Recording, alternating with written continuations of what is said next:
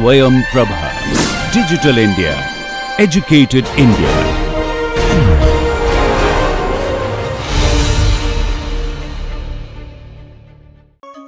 If you talk about the compression characteristics of the soil mass, it's E over sigma prime, and suppose if I give you a curve like this and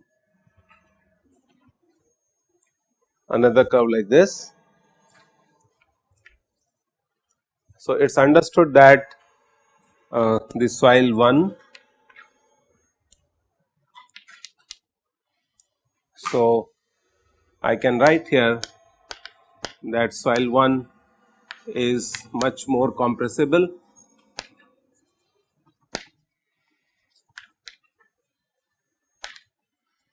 as compared to soil 2. So, this is how also you can characterize the soils and differentiate between them. So, most probably one is going to be a fine grained material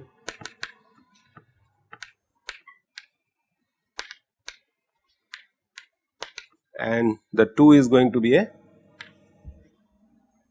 coarse grained soil.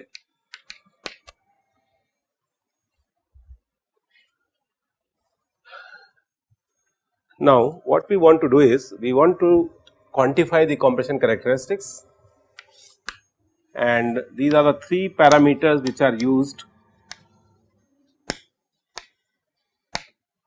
to quantify the compression characteristics of the soils. The first one is known as coefficient of compressibility.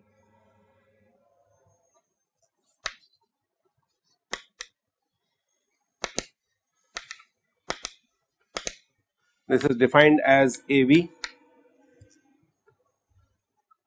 Now, if I plot E versus sigma prime, and this is the compression curve, starting from E naught you get to EF, and this is sigma 1 prime, sigma 2 prime. So, AV is defined as minus delta E over delta sigma prime, which is equal to minus E naught minus EF upon sigma 2 prime minus sigma 1 prime.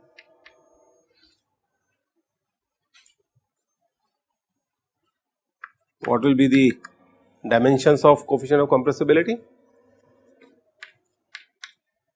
Per unit stress. Alright. The second one is the coefficient of volume compressibility.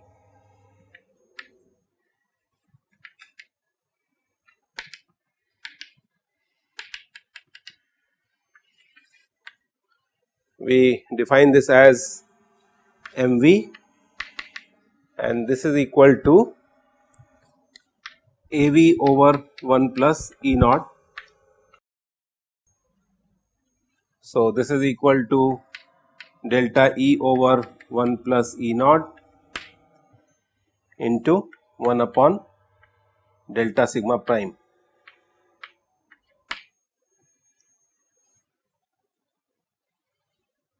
Okay. 1 upon E naught is the specific volume. So, AV upon 1 plus E naught, AV is delta E upon delta sigma prime 1 plus E naught. The third term which we normally use is defined as the compressibility index or compression index.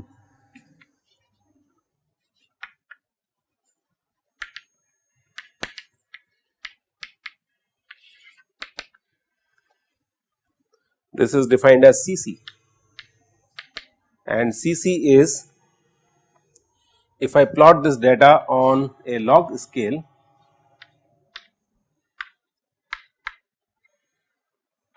now this curve is going to be a linear curve or a straight line,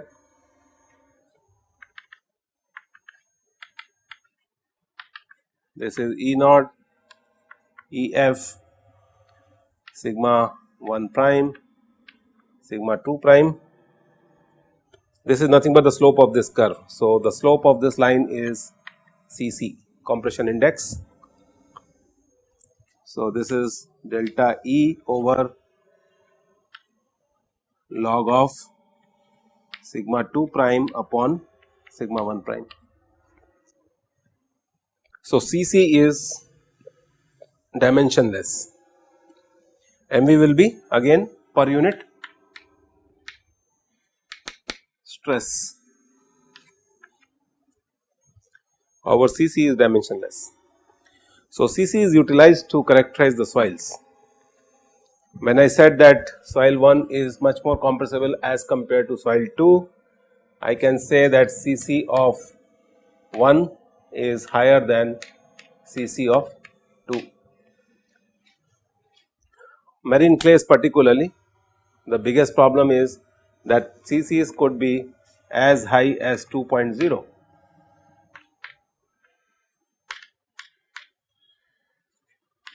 So, this is one of the ways to differentiate between the soils.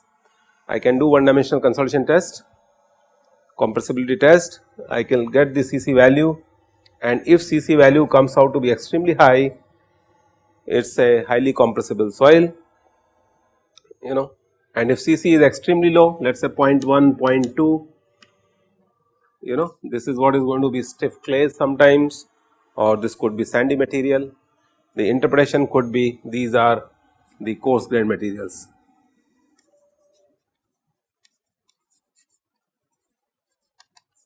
Soils with very high liquid limit would show a absolutely high Cc value. On the same graph, if I plot, so this if you remember was the compression curve, and this is the swelling curve. So, here if I plot the swelling curve, this is how the swelling curve will look like, and the slope of this will be Cs. This is Cc. Cs and Cc can be utilized to characterize the soils.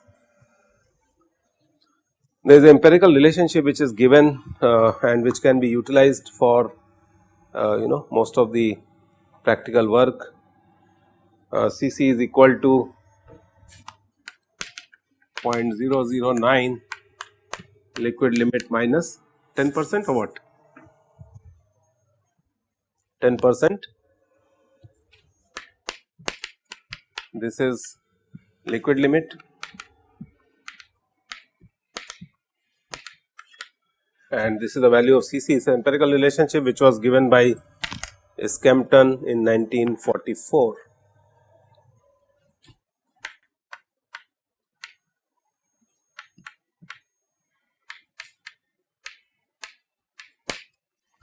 So, this is normally used for either designers. If you obtain the liquid limit of the soil mass, you can use this empirical relationship, get Cc value for a initial design. If you are doing the finer designs, then you have to do this test and get the parameters. Now comes a question that how would you find out the sigma p prime value, the pre-consolidation pressure.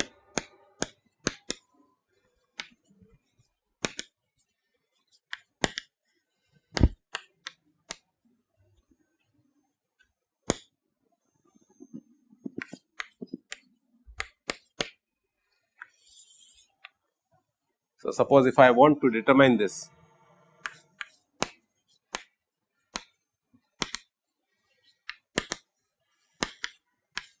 suppose if I take a sample from the field and then conduct this test on it, what I will be getting is I will be getting a relationship like initial portion is horizontal almost and followed by a rapid drop in the E versus log sigma curve.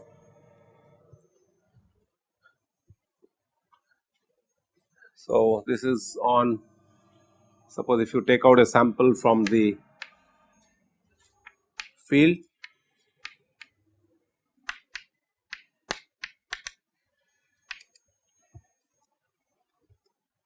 This flat portion resembles your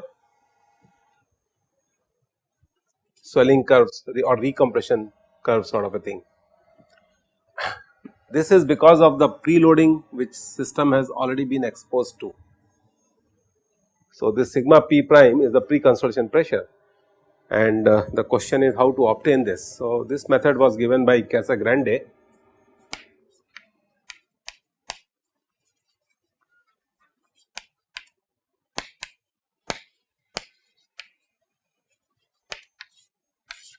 It is a bit of geometrical construction, 1936.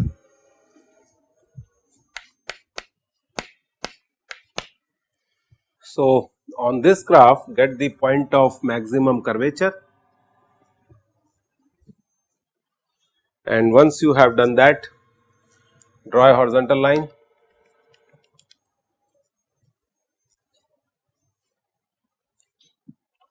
draw a tangent passing through this point.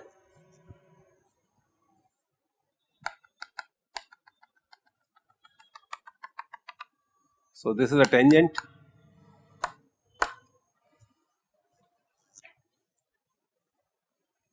Fine.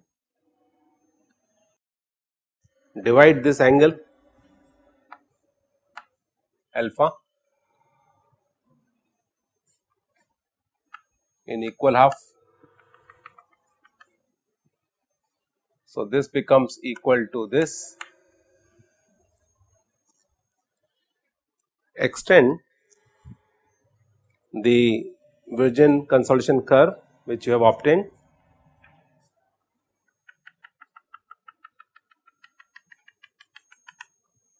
backwards. So, this is the linear portion of extended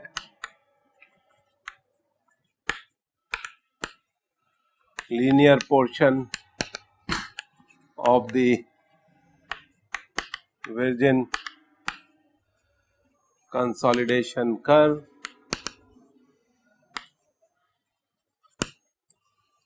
This is the horizontal line.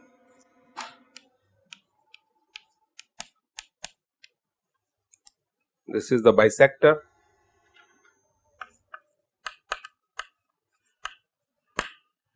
Of the angle,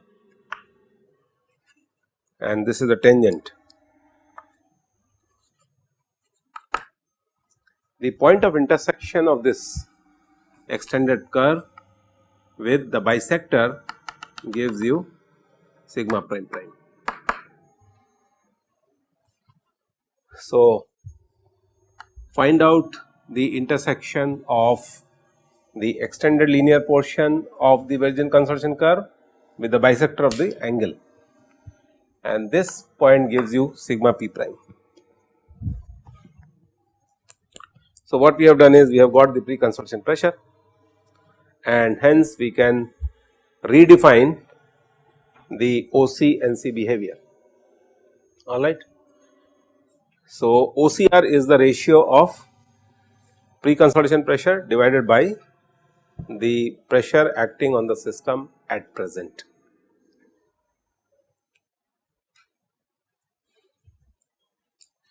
So, OCR is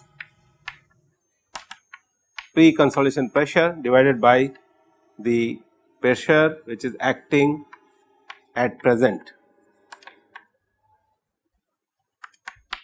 Fine. So, what this indicates is if you can define and you can obtain like this the OCR value.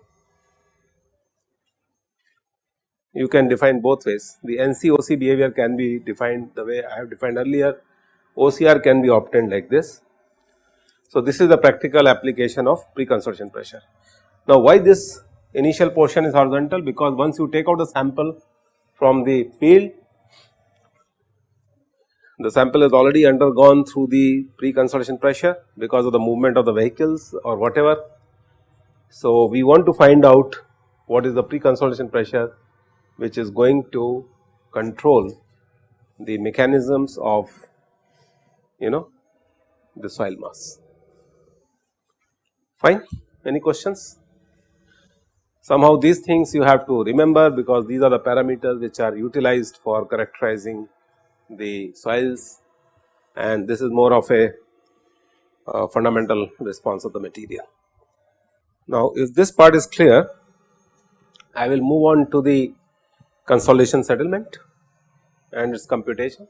Most of these methods have been proposed by the person, alright. So, this is how they propose things, this is their philosophy, we are simply following it. You may say that this is the point beyond which the reversal in the mechanism is occurring. So, this is the pressure which is controlling or switch over between the OC and NC response also. So, you must have realized that this is a very flat portion, clear. So, that means the void ratios are not changing much with respect to incremental pressure. So, this is a peculiar OC response. So, if you realize here that this is the point where the sigma p prime lies. So, this is the boundary between OC and NC behavior. So, this is a hypothesis which is proposed by Casagrande to obtain the sigma p prime, makes sense also. So, you must have realized that beyond sigma p prime, the fine grained soils continue exhibiting deformation or compression or consolidation, clear. So, all these soils which are of the marine origin form under the category of NC materials, normally consolidated, clear. The soils which have got desiccated have become stiff, they are all OC materials. The compressibility part has been discussed now, and let me start discussion on the consolidation part. So, basically consolidation is a phenomena which happens in saturated soils, fine grained soils,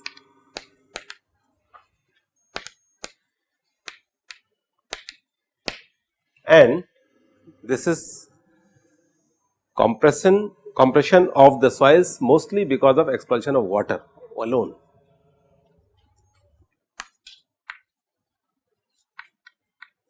So, compression is compression undergone by the soil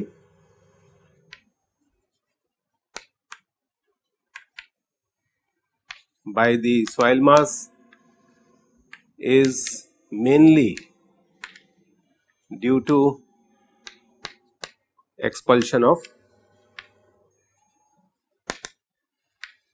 water from the pores.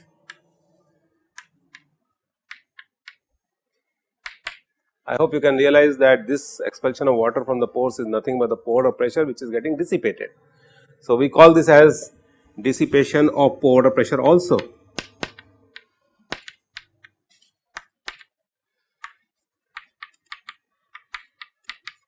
Clear?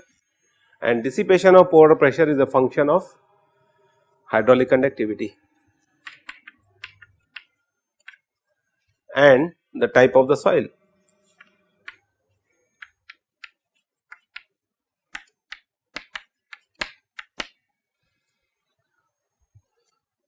So, what is the difference between consolidation and compaction? So, in case of compaction,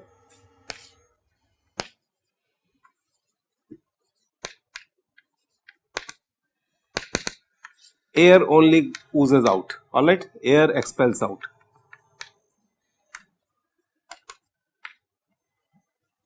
This also leads to gamma D becoming higher, correct. However, in case of consolidation, what is going to happen? It is the oozing out of the pore pressure from the pores. So, this also results into gamma D becoming higher. So, this is also a densification process.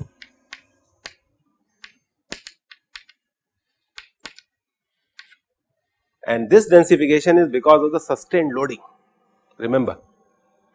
So, this is the densification due to sustained loading. Sustained loading means T tends to infinity. Alright, the time when 3-4 dial gauge readings cease to change, they become constant. This is an instantaneous process, air gets expelled out, gamma D increases, fine. Normally we do not talk or we do not associate time with compaction. Now this is the time which is getting included into the expulsion of water because of the permeability. So permeability is nothing but a sort of a resistance offered by the soil mass for the flow of water, which is a time dependent phenomenon. So sustained loading, T tending to infinity, densification occurring because of oozing out of the water, but soil still remains saturated because you are forcing it to by putting it in the water, clear. So these are the minor differences or the major differences between compaction and consolidation process. I hope you can realize, even if I compact the soil, alright, suppose the top layer has been compacted, this is a momentary process. The pad which I have created on the ground surface, because of this delta sigma, what is going to happen? Now this delta sigma is going to get delegated over this point, clear. So this will become delta sigma multiplied by IB, okay. You know what is IB? Influence factor, very good. The consolidation is going to get initiated because of this delta sigma over a period of time under sustained loading. So whatever you are compacting and creating a pad, if you are not careful in designing the systems, keeping in view the settlement response of the soil mass, they are going to fail. Is this part okay? So even if I take the soil and compact and create an embankment which is going to sit on a marshy marine clay type of a soil which is highly compressible, once this system is formed, initially there is no problem, but in the due course of time what you will observe is that this whole system will start slowly and slowly settling down, and most of the time these settlements are not very uniform. Why? Because the thickness of the deposits might be different, soil properties might be different, pore structure might be different, and so on. So what is going to happen is the whole thing will result into differential settlements. So one portion will settle more as compared to the next portion and so on, and hence the entire system will result in a failure. So suppose if I consider this type of situation and if I ascribe the settlement undergone as SC, clear, this is the settlement of the system, and if I assume a thin layer of the clay, mostly clays will exhibit consolidation settlement at a depth of Z and made up of, let us say, delta Z. To compute how much settlement the system is going to exhibit, I require two parameters. So suppose if I say settlement analysis,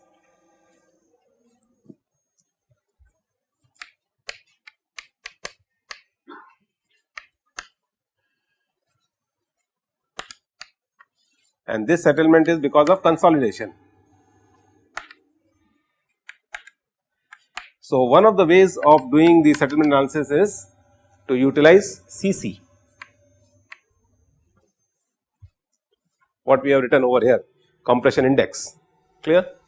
Normally CC is associated with NC response of the material,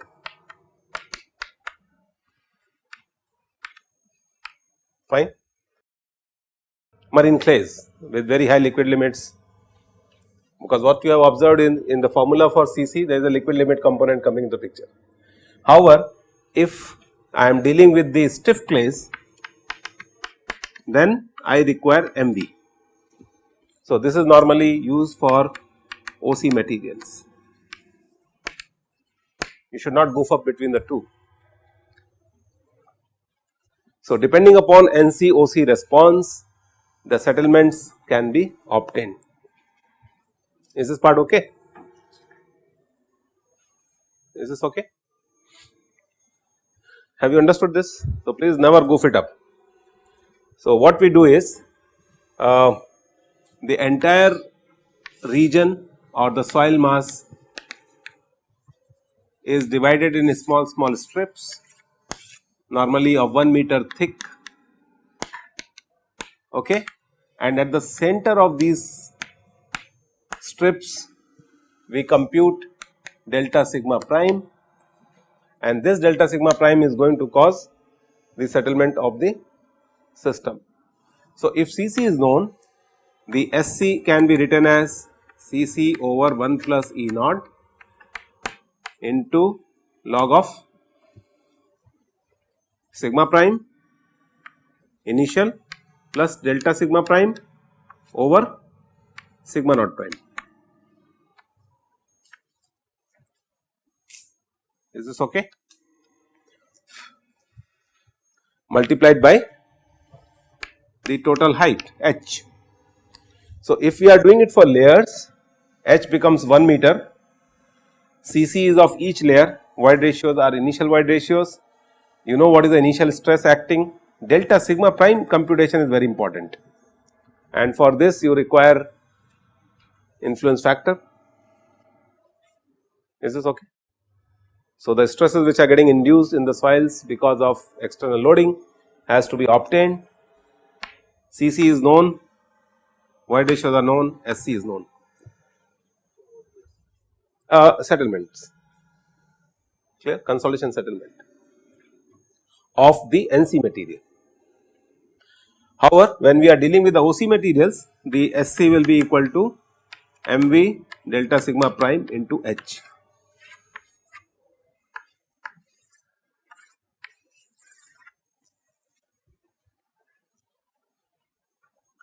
How did we get this relationship? Sc is nothing but delta h, and delta h upon h equal to mv delta sigma prime. Do you think it is alright? So, for NC materials,